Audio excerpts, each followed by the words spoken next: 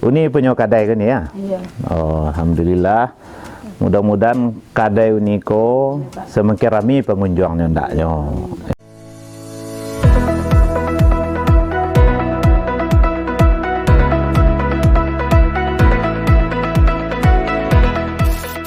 Itu kan, dan kemudian bisa menambah ekonomi awak, itu kan. Berapa biasanya orang tiba tiap hari?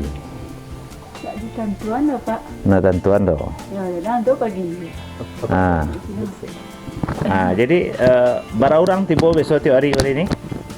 Nah, iya doh Pak, tiap hari doh. Cari. Tapi banyak tuh cik-cik.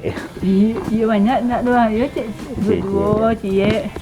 Kalau Uni menginginkan banyak orang kemari itu cik-cik kok. Banyak Pak. Banyak, ayo. Kalau banyak apa tuh? Ya, Kalau banyak orang tiba, tentu banyak untung, kan? Banyak orang tiba, banyak galih terjual ya. Iya Pak. Itu.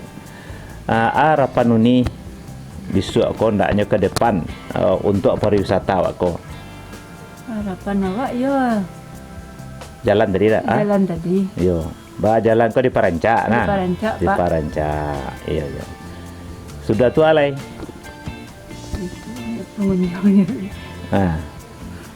Pengunjung rami kemari, nah. Rami kemari. Rami kemari. Insya Allah itu bisa kita bantu tuh. Iya Pak. Ya kan, pertama kalau dari pemerintah itulah kewajiban mereka untuk memperbaiki jalan pariwisata. Iya Pak.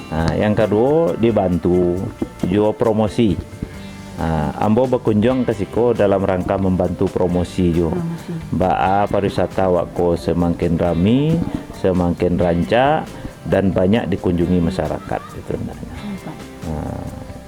Banyak orang lebih tutup Pak. Banyak yang ditutup gini ya. Iya Pak.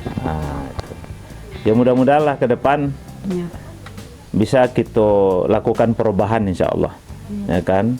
Karena tempat wisata wako sangat bagus, sangat indah, namun fasilitasnya pun harus kita perbaiki, ya kan? Sehingga orang sanang duduk-duduk di siko, sanang berbelanja-belanja di siko, dan juga sanang inyo memandang sekeliling kondanya kan?